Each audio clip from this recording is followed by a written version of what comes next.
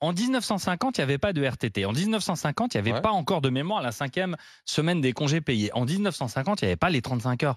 À un moment, ça va. Tu peux pas préserver des acquis d'il y a plus de 70 ans. Moi, de toute façon, je pense qu'il y a plein de gens qui posent leurs congés payés au mois d'août. Et par solidarité, tu vois, avec ceux qui travaillent, par obligation, les médecins, les hôpitaux, les pompiers, la police, qui pour eux, et les restaurateurs, mes confrères, l'ensemble du secteur du tourisme, moi, franchement, cette date, moi, je la supprimerais. Elle ne sert à rien. Avec ton argument, tu supprimes les week-ends aussi, parce qu'il y en a qui bossent le week-end, en fait. J'ai dit, s'il y a un jour férié en France à supprimer, c'est celui-là. Voilà. On a les congés payés. Les RTT, je le rappelle. Hein. Oui, et on a trop de jours fériés comme ça qui sont un peu superficiels aujourd'hui dans le pays. Comme les ponts du mois de mai, le 8 mai, le 11 novembre, tu sais, c'est des fêtes qui ont bougé. En fait, ensuite, on a remis dans le calendrier, qu'on avait regroupé, qu'on avait enlevé, qu'on a remis. Alain, la question. Tu as raison, finalement, le calendrier, il est pas figé. On peut bouger. Alain, la question. D'ailleurs, en 1950, il a bougé quand ça a été décrété comme jour férié. La question, elle est sur ce dont je suis de plus en plus sûr, c'est cette façon d'être fragile identitairement. Et quand on touche à quelque chose qui touche l'identité nationale, on a l'impression d'être violé soi-même.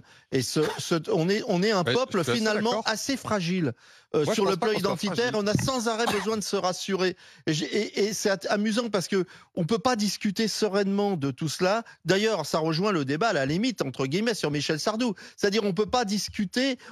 C'est comme si on touchait à quelque chose de l'ordre de l'identitaire, comme si notre identité était si fragile que la moindre petit truc nous met en cause.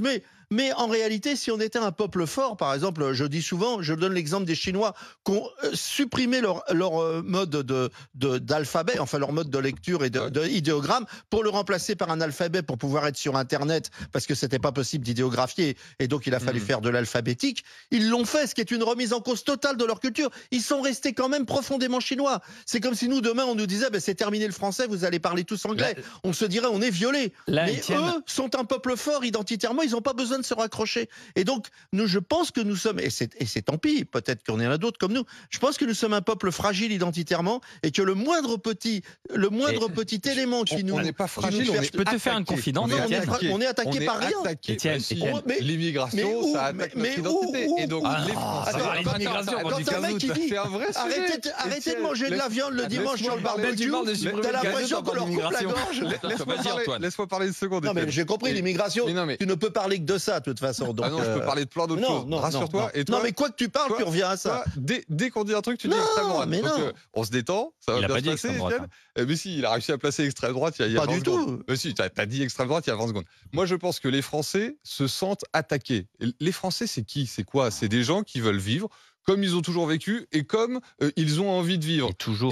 Mais si. Et on leur dit, le barbecue, c'est pas bien. Attendez, laissez finir. C'est pas grave, tu dis, je continue de faire des barbecues. Antoine, laisse finir Antoine. C'est quasi criminalisé, quoi. Mais bouffer de la viande. Et donc, en fait, c'est pas qu'on est fragile, c'est qu'on est attaqué et donc on veut défendre notre identité. Mais vous défendez rien. Ne lâchons rien. Toi, vous avez tendance à dire, ouais, on peut lâcher ça, etc.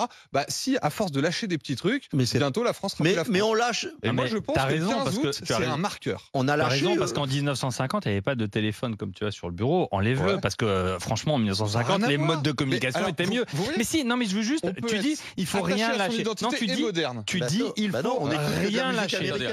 Il faut rien lâcher. C'est tes propos. Donc à partir du moment où il faut rien lâcher, il faut arrêter de vivre le progrès. Rien à voir.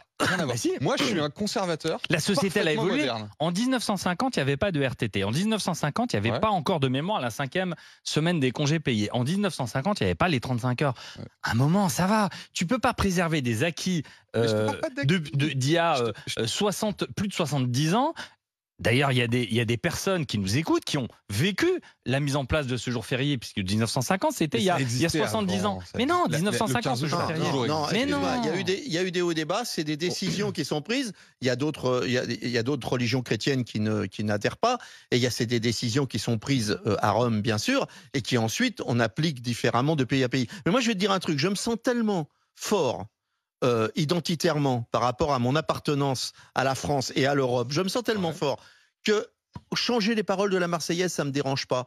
Que quelqu'un me dise le barbecue, c'est un truc de con, ça me dérange pas. Moi, je suis tellement fort que je sais ce que je fais, je sais ce que je suis. Ça ne te remet pas en cause. Ça me remet rien en cause et j'ai pas l'impression de perdre. J'ai pas l'impression de perdre la moindre petite part d'identité. Et je pense que la fragilité du français, la fragilité des Français est incroyable et parfois on se demande. Et c'est depuis la guerre, parce que ça n'existait pas avant. C'est depuis la dernière guerre où il y a cette espèce de sentiment d'une grande fragilité. Alors je veux bien que c'est dû à la guerre, au comportement des Français pendant la guerre qui n'a pas toujours été très clean. C'est dû à tout ça et qu'on est dans une forme de remise en cause de finalement ce qui aurait été une armée de vainqueurs, etc. Il y a plusieurs choses. Mais je crois qu'il faut c'est pas grave toutes ces choses-là. Chacun sait ce qu'il est. Ce qui est intéressant, Antoine, c'est qu'à travers cette discussion qui est partie comme ça d'une petite humeur de Stéphane en s'asseyant, c'est qu'on a abordé à travers le 15 août 3 sujets. Bien sûr. C'est-à-dire que toi, tu penses économie, bien sûr, business. Et il pense qu'à l'argent, lui. Toi, tu penses. Attends, Manigold. Migration. Lui, il pense migration. Voilà, il pense identité, ce qui fait la France. Voilà, identité, etc. Et toi, tu dis, je vois pas en quoi, si on supprime, ça remet en cause de toutes les manières, qui je suis, intrinsèquement, qui on est dans nos personnalités. Dieu sait si je suis profondément religieux. À travers ça, on aborde 3 sujets. Mais Sophie nous appelle de Lyon. Bonjour Sophie. Ah, Sophie. Bonjour à tous. Alors, cette discussion, je vous assure, elle est complètement improvisée. Hein. En direct, on est arrivé et on est parti de ce que disait Stéphane. Je dis, allez, go, après tout, il pose une bonne question. Qu'en dites-vous, Stéphane, le 15 août, on le garde ou on le supprime alors Sophie. Oui, Sophie, je suis restée féminine ce matin. Et Stéphane. J'ai dit ce qu'a dit Stéphane. Ah oui. C'est nous qui avons tous entendu. Allez-y. Oui, alors en fait, moi, en soi, supprimer des jours fériés... pourquoi pas, à étudier. Le souci du 15 août, c'est que Stéphane, il pense que 85% des gens sont en vacances en ce moment. C'est pas le cas.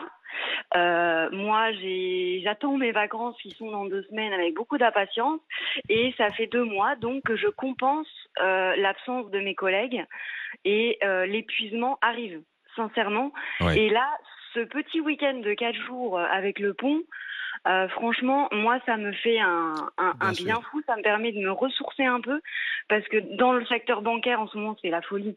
Parce que les gens partent en vacances. Donc, il faut qu'ils aient tout de suite maintenant. Je vous dis pas les impolitesses qui vont avec. Ah oui. Et franchement, 4 jours, là, comme ça fait un bien fou. Donc, peut-être que économiquement parlant, effectivement, pour le pays, c'est pas top. Mais moi, je préfère ça que de claquer un arrêt parce que physiquement, j'arrive plus à me lever le matin, quoi. Bah oui, Sophie, je comprends ce que vous dites et ne voyez aucune attaque dans ce que je vais vous dire. Mais pour connaître un peu le système bancaire, je rappelle que vous avez 9 semaines de congés par an dans les banques. Deuxièmement, dans vos propos... Ça.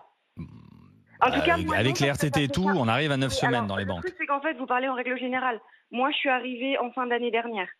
Donc, vous n'avez pas Vous n'avez pas les mêmes avantages. Et deuxièmement, dans vos propos, il n'y a rien de religieux dans votre souhait de maintenir ce jour férié. Vous dites simplement, moi je travaille trop et ce jour-là, ce pont, me fait un bol d'air, donc je suis plutôt favorable. Ça pose bien le débat. Est-ce que l'utilité de ce jour férié religieux qui a été mis en place, au fond, trouve encore son fondement et sa signification auprès des personnes. Moi, je ne le pense pas. Je pense que vraiment, on est dans une situation... Et c'est vrai que vous avez raison, Sophie, de le rappeler, il y a plein de gens qui travaillent. Allez-y, Sophie. Dans ce cas-là, on supprime Noël, on supprime Pâques, on garde le nombre de jours fériés, et puis on fait pique-nique-nouille au fil de l'année. Ou alors, pourquoi pas. Garde